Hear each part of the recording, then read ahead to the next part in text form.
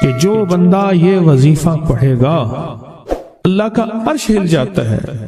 لا علاج بیماریاں ہوں، دکھ ہوں، غم ہوں، قرضے ہوں، مصیبتیں ہوں، ناکامیاں ہوں اور پریشانیاں ہوں اور ایسے حالات کے جو انسان کہے کہ بس سب تو موت ہی ہے، اس کے علاوہ کوئی راستہ نہیں، کوئی ایسی پریشانی ہو، اللہ کا نظام ہے کہ اس پہ وہ ملتا ہے جو ایمان انسان گمان نہیں کر سکتا، سوچ نہیں سکتا.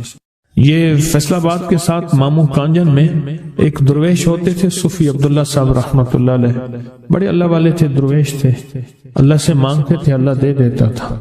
تو مجھے ان کے ایک شاگرد نے بتایا، اردو بازار لاہور میں ہوتے تھے، کہنے لگے کہ میں ایک دفعہ گیا تو مجھ سے فرمانے لگے کہ میرے سارے کے سارے طالب علم استاد جمع ہو کے آ گئے کہ ہمارے جو ہے وہ ہمارے راشن نہیں، کھانا پینا کچھ نہیں، تنخواہیں نہیں ملی، سب چیز ختم ہو چکی ہے، تو اب ہمیں اجازت دے دیں، آپ کے پاس تو ہے نہیں.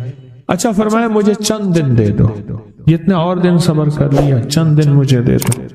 تو فرمایا پھر بیٹھ گئے مصلی اور جو سورۃ فاتحہ پڑھی نا جب آتے تھے نا، ایاک نعبد و ایاک نستعین، اس کو جو وجدانی کیفیت کے ساتھ دل کی گہرائیوں اندر کے درد کے ساتھ پکارتے تھے، اتنا درد، اتنا غم، اتنا درد، اتنا غم جو پکارتے تھے، ایسے محسوس ہوتا تھا کہ زمین ساری کی ساری ہل رہی اور ہر طرف ایک نظام چل رہا ہے. اور جب پھر اس صورت کو پورا کرتے تھے، پھر سورۃ فاتحہ پڑھتے تھے، اور جب پہنچتے تھے ایاک نعبد و ایاک نستعین، پھر ایسے ہی جو ہے اس کو دہراتے تھے. پر بات یہ ہے وہ دعا پڑھتے نہیں تھے، مانگتے تھے. ایک ہے دعاؤں کا پڑھنا، ایک ہے دعاؤں کا مانگنا. وہ دعا پڑھتے نہیں تھے، مانگتے تھے، اور اللہ مانگنے والے کو دیتا بھی ہے، اللہ مانگنے والے کو عطا بھی کرتا ہے، اور اللہ کی رحمت مانگنے والے کے ساتھ سدا رہتی ہے، ہمیشہ رہتی ہے. وہ دعا پڑھتے نہیں تھے، مانگتے تھے. بس کہا کہ ایسے مانگے، ایسا مانگا، ایسا مانگا کہ اللہ پاک کو ترس آیا. چند ہی دنوں میں فرمایا اللہ نے دکھایا کہ یہ دیگ ہے سونے کی بھری ہوئی ہے، اور میں نے آپ کے حوالے کر، اور تھوڑا سی ایسی جگہ ہٹائی تو وہ دیگ نکل آئی. تو فرمایا پھر مٹھیاں سونے کی بھر بھر کے دیتے تھے اور کہتے تھے اس کو حسب ضرورت خرچ کرنا، خیال کرنا، کہیں فضول خرچی نہ کرنا، اسراف نہ کرنا، اللہ کے خزانے ہیں اور برکت والے ہیں، کہیں اللہ ناراض ہو کے چھین نہ لے، کہیں اللہ ناراض ہو کے چھین نہ لے. مجھے ایک صاحب کہنے لگے کوئی ایسا عمل بتائیں، کوئی ایسا عمل بتائیں کہ میں چاہتا ہوں میری 7 نسلوں میں رزق ختم نہ ہو، جو مہنگائی اور حالات اور پریشانیاں میں دیکھ رہا ہوں. کوئی ہے عمل؟ میں کہا بالکل ہے. میں نے کہا روزانہ 40 منٹ بیٹھ، 40 منٹ صبح دوپہر شام، جو تیری تنہائی کا وقت ہو، کہ یا اللہ دنیا میں ایسی جگہ کوئی کہیں ہوتی، اکیلے بیٹھے رہتے یاد تیری دل نشیں ہوتی، اکیلے بیٹھے رہتے یاد تیری دل نشیں ہوتی. 40 منٹ کوئی ایسا بیٹھ 40 منٹ اس انداز سے مصلی پہ، کہیں بستر میں، کہیں ایسی جگہ جہاں سوئے نہیں، اور بس صرف ایک بار سورۃ فاتحہ پڑھا، اور اس کے بعد ایاک نعبد و ایاک نستعین کو دوہرا. جاگ رہے ہیں، دیکھتے رہیں، مجھے دیکھتے رہیں، میں آپ کو دیکھتا رہوں.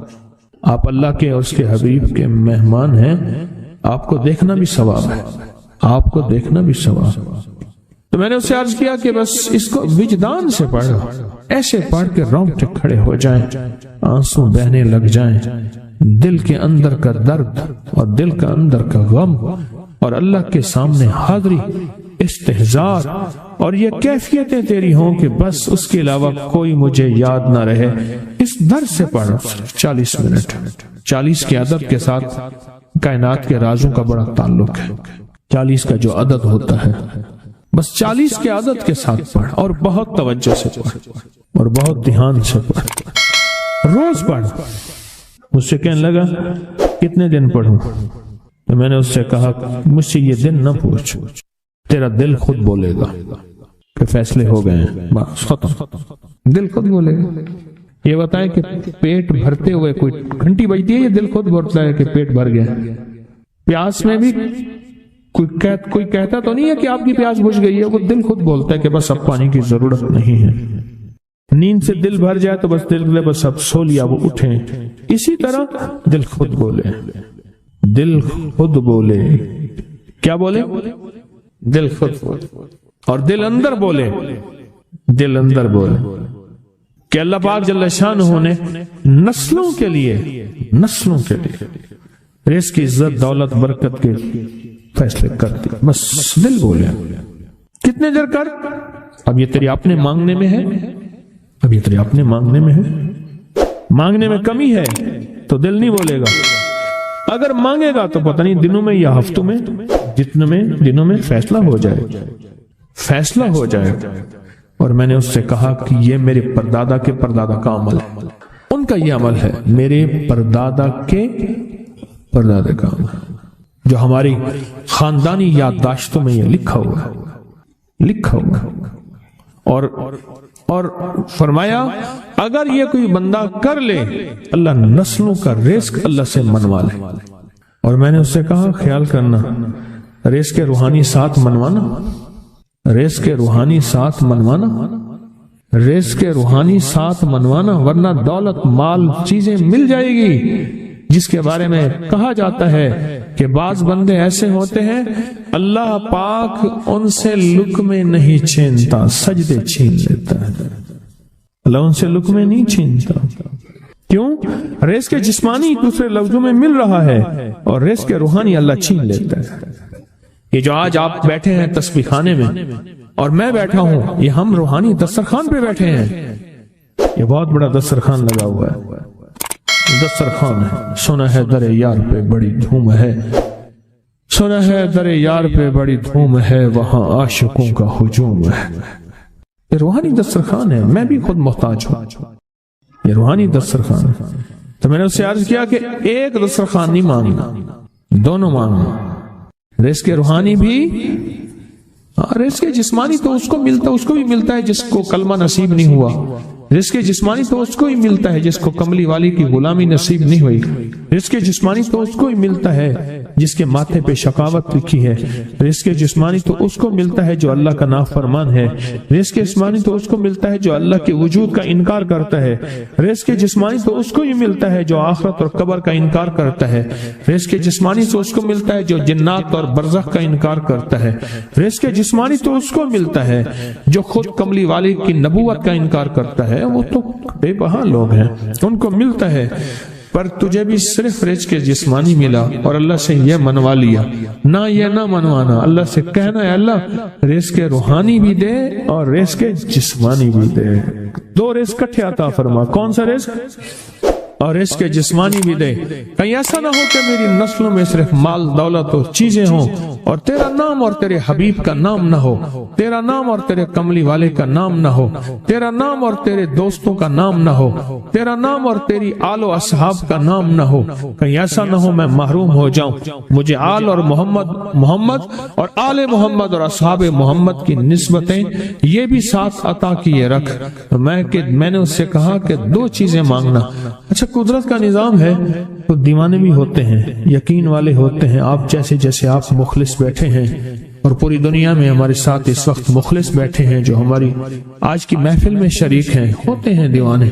اس نے یقین سے پڑھنا شروع کر دیا، مجھ سے کہنے لگا ایک وقت ایک جگہ ہو بہت بہتر۔ میں نے اس سے کہا، میں نے کہا پھر بھی اگر ایک وقت ایک جگہ میسر نہ بھی ہو تو اگر عمل کسی وقت چوک جائے، عمل کی جگہ چوک جائے، عمل کا وقت چوک جائے، مجبوری میں نہ ہو تو بہتر ہے، پر توجہ نہ چوکے، دھیان نہ جائے، استحضار نہ جائے، یقین نہ جائے، اور سچا یقین ہو کہ میرا اللہ خود کہتا ہے یہ مانگنا بھی تو اسی نے دیا ہے نا، اسی نے مانگنا دیا ہے۔ جب اس کریم نے مانگنا ہی خود دیا ہے تو عطا بھی خود کرے گا۔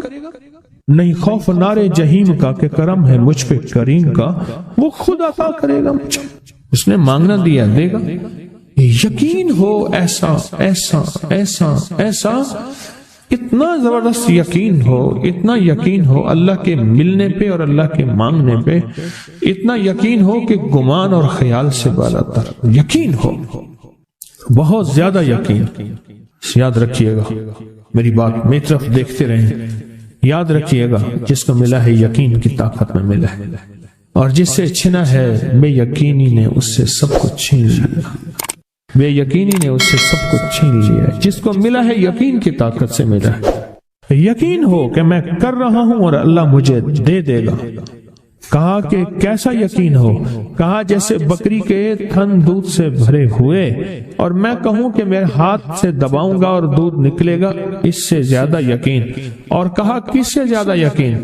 کہا کہ ایک بڑا نوٹ ہو اور بڑا نوٹ کے اندر جو ہے ایک آنے کی چیز آنی ہے، تو میں کہوں گا اس سے تو اس کی نوٹ کے اندر تو ہزاروں آنے ہیں، اور میں ایک آنے کی چیز، ایک ٹکے کی چیز لوں گا اور میرا کام بن جائے گا۔ اس سے زیادہ یقین ہو، اور اس سے کہیں زیادہ یقین ہو کہ سخت پیاس ہے اور میں پانی کو دیکھوں، اور پانی کو دیکھتے ہی مجھے یقین ہو کہ اس سخت پیاس میں میرا پیاس بجھ جائے گی، پیٹ بھر جائے گا۔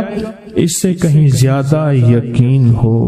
میں پھر بھی یقین کو نہیں سمجھا سکا، علم بھی محدود ہے، الفاظ بھی میرے پاس محدود ہیں۔ اس سے کہیں زیادہ یقین ہو، اس سے کہیں زیادہ یقین، اور بہت زیادہ یقین۔ اتنا یقین، کیا خیال ہے آپ چاہیں گے اپنی نسلوں کے لیے بخت، رزق، نصیب اور مقدر منوا لیں؟ کیا خیال؟ وہ بڑا کریم ہے۔ میں نے ابھی نہیں بتایا کہ قرآن کا واقعہ سنایا، حضرت موسیٰ اور خضر علیہ السلام کا قرآن کا واقعہ سنایا کہ ان کی 7 نسلوں کا جو ابا تھا نا، وہ 7 نسلوں میں پہلے والا ابا، دادے کے دادے کے دادے کا دادا، وہ نیک تھا، وہ دعائیں مانگتا تھا، وہ اللہ کے ساتھ تعلق میں تھا، اس کا تقویٰ تھا، وہ اس کی نیکی کا اثر، اس کی نیکی کا اثر، اس کی نیکی کا اثر نسلوں میں منتقل ہوا، نسلوں میں منتقل ہوا۔ پڑھ لیں، مانگ لیں، اللہ سے کر دیں کہ اللہ میرے لیے اور میری نسلوں کے لیے رزق روحانی اور رزق جسمانی کے فیصلے کر دیں، رزق روحانی اور رزق جسمانی کے فیصلے کر دیں۔ شاہ عبد الرحیم تھے شاہ ولی اللہ رحمت اللہ علیہ کے والد محترم۔ انہوں نے شاہ ولی اللہ سے کہا بیٹا میں تجھے روحانی مشقیں کرا رہا ہوں، ایک مشق ایک بھی کر لے، اپنے لیے اور اپنی نسلوں کے لیے اللہ سے رزق منوا لے، اللہ سے رزق منوا لے۔ تو پوچھا کہ حضرت میں رزق کیسے منواؤں؟ میں کہ کچھ وقت ایسا نکالا کر، ایسا وقت نکالا کر 2 گھڑی اور 3 گھڑی کا، ایک ساتھ 2 گھڑی اور 3 گھڑی، ایک ساتھ تقریباً 21 منٹ کی ہوتی ہے، تقریباً 21 منٹ کی، 2 ساتیں مل جائیں تو 40 منٹ بنتے ہیں، تو ایک ساتھ 2 ساتھ 3 ساتھ کی گھڑی میں کہ بیٹھ کے نا سورۃ فاتحہ اور اس میں ایاک نعبد و ایاک نستعین کا تکرار اور استحضار کیا کر، اور ایسا کیا کر تیری آنسوں بہیں، تیرا دل روئے، تیری آنکھیں روئیں، تیرے رونگٹے کھڑے ہوں اور رواں رواں، اور اس کے اندر سے تیرا پل پل، تیرا من، تیرا جذبہ، تیری سوچیں بولیں، کیا بولے؟ ایاک نعبد و ایاک نستعین۔ ایک میلہ تھا اللہ کے نیک بندوں کا، تو اس میں 70 اولیاء جمع ہوئے، 70 اولیاء جمع ہوئے۔ ہر اللہ کے ولی نے کہا کہ آپ کوئی ایسا وظیفہ بتائیں، ایسی تصویر بتائیں، ایسا ذکر بتائیں جو اللہ کے عرش کو ہلائے اور جو اللہ کی ذات کو متوجہ کر دے، جو اللہ کے تعلق کو نصیب کر دے، کوئی ایسا ذکر، کوئی ایسی تصویر بتائیں۔ فرمایا سب نے بتایا کہ سورۃ فاتحہ ہے، اور اب سب سے پوچھا سورۃ فاتحہ میں کوئی ایسا جز بتائیں جو سورۃ فاتحہ کا دل ہو۔ سورۃ یاسین قرآن کا دل، لیکن سورۃ یاسین کا دل سلام قولا من رب الرحیم۔ ہر سورت کے اندر اللہ پاک نے کچھ نعمتیں، کچھ نقطے رکھے ہیں تو فرمایا سورت فاتحہ کا دل. تو میلے میں جتنے بھی اولیاء 70 بیٹھے تھے سب نے کہا کہ اگر سورت فاتحہ کا دل پانا ہے تو وہ صرف کیا ہے؟ ایاک نعبد و ایاک نستعین. اس کا مفہوم عام سادہ سے یہ ہے کہ مولا غلامی تیری در کسی اور کا. جب غلام تیرے ہیں، منگتے تیرے ہیں، بھکاری تیرے ہیں، محتاج تیرے ہیں، پھر در بھی تیرا ہے، پھر در بھی تیرا ہے اور کسی کا در مولا نہیں ہے. پھر در بھی تیرا ہے، تیرے در کے ہم محتاج، تیرے بر کے ہم غلام. تو میں نے اس سے کہا کہ یہ وظیفہ کر، سارا دن پڑھی ایاک نعبد اور کام بھی کرتا رہے، وضو بے وضو چلتا بھی رہے، یہ پڑھتا بھی رہے، پڑھتا بھی رہے، پڑھتا بھی رہے. چند دن چند ہفتے یہ عمل کر، بس رات سوتے ہوئے سورت فاتحہ پوری کر 40ویں، اور پھر درود پاک پڑھتے پڑھتے سو جا. 70 اولیاء نے فرمایا کہ جو بندہ یہ وظیفہ پڑھے گا اللہ کا عرش ہل جاتا ہے اور فرشتوں میں کوہرام مچ جاتا ہے، اور فرشتوں میں اللہ کے بارگاہ میں فریادیں ہوتی ہیں کہ یا اللہ یہ بندہ ہے اور اس نے یہ عمل کیا ہے، یہ وظیفہ کیا ہے اور ابھی تک اس کی دعا قبول نہیں ہوئی، یہ مانگا ہے ابھی تک دعا قبول نہیں ہوئی. فرشتوں میں یہ کوہرام مچ جاتا ہے. ایک اللہ کے دوست تھے، سوتے سوتے ایک دم اٹھ بیٹھے. اٹھنے کے بعد وجدانی کیفیت کے ساتھ جو ہے یہ وظیفہ پڑھنے لگے. تو کسی نے پوچھا کہ حضرت کیا ہوا؟ فرمایا میں نے دیکھا کہ اللہ کے عرش کے نیچے جنتی ہیں اور وہ ٹہل رہے ہیں اور سب کی زبان پہ یہی وظیفہ ہے، ایاک نعبد و ایاک نستعین. سب کی زبان پہ یہی وظیفہ ہے اور سب یہی پڑھ رہے ہیں. میری ایک درخواست ہے سورۃ اخلاص 2 تسبیح زندگی کا معمول بنا لیں، اس کو تو کبھی نہ چھوڑیں. کیا خیال ہے؟ 2 تسبیح زندگی کا معمول بنا لیں، اس کو کبھی نہ چھوڑیں. اس کا فائدہ کیا ہوگا؟ اس کے انوکھا فائدہ ہوگا. اللہ پاک نا نور کی برکت سے، اعمال کی برکت سے نسلوں میں نور اور خیر عطا فرماتے ہیں. پھر نسلوں میں وہ نور چلتا ہے، نسلوں میں وہ برکتیں چلتی ہیں. بعض اوقات دوسری نسل میں، بعض اوقات تیسری نسل میں، اور بعض اوقات اسی نسل میں. عرض کر رہا تھا کہ اپنی زندگی میں اس نور کی روشنی کو ساتھ لے کر چلے. 2 تسبیح سورۃ اخلاص کی تو زندگی میں نہ چھوڑیں. سفر میں جا رہے ہیں، حضر میں جا رہے ہیں، صحیح جا رہے ہیں، پیدل چلتے پڑھ لیں، گاڑی چلاتے پڑھ لیں، گاڑی میں بیٹھے پڑھ لیں، کہیں دفتر میں بیٹھ کے پڑھ لیں، مجبوراً وضو نہیں تو بھی پڑھ لیں، پر چھوڑے نہیں. کیوں؟ آپ کی زندگی میں اس کا نور نسلوں میں منتقل ہوگا اور اس کا نور نسلوں میں جائے گا اور نسلوں میں رزق، دولت، عزت کے اللہ دروازے کھول کے دکھائے گا. ایسا نور ملے گا آپ سوچ نہیں سکتے. ایسا نور ملے گا. کون سا مسلمان ہے جو کہتا ہے مجھے سورۃ قل واللہ، سورۃ اخلاص نہیں آتی؟ ہر بندے کو آتی ہے. اگر کوئی کمزور علم رکھنے والا ہے تو تھوڑی سی محنت کرے، یاد کرے تو اس کو یاد ہو سکتا ہے. ایک میں آپ کو عجیب بات بتاؤں. شیخ ابوالحسن شاذلی رحمت اللہ علیہ، شاذلی سلسلہ، کہ جب تو اللہ سے خالص محبت کرنا چاہتا ہے اور چاہتا ہے کہ اللہ اس کے حبیب کی خالص محبت تیرے دل میں اتر جائے، اللہ اس کے حبیب کی خالص محبت تیرے دل میں اتر جائے، اور قیامت کے دن جب اعلان ہو وَامْتَازُوا الْيَوْمَ أَيُّهَا الْمُجْرِمُونَ، مجرم علیحدہ ہو جائیں، ہمارے دوست علیحدہ ہو جائیں، ولی علیحدہ ہو جائیں، بدکار علیحدہ ہو جائیں، تو اس وقت تو اللہ کے دوستوں کی لسٹ میں ہو تو ایک عمل کر لے. فرماتے ہیں وہ عمل ہے کہ سورۃ اخلاص کو اپنے دل کی دنیا میں جگہ دے دے.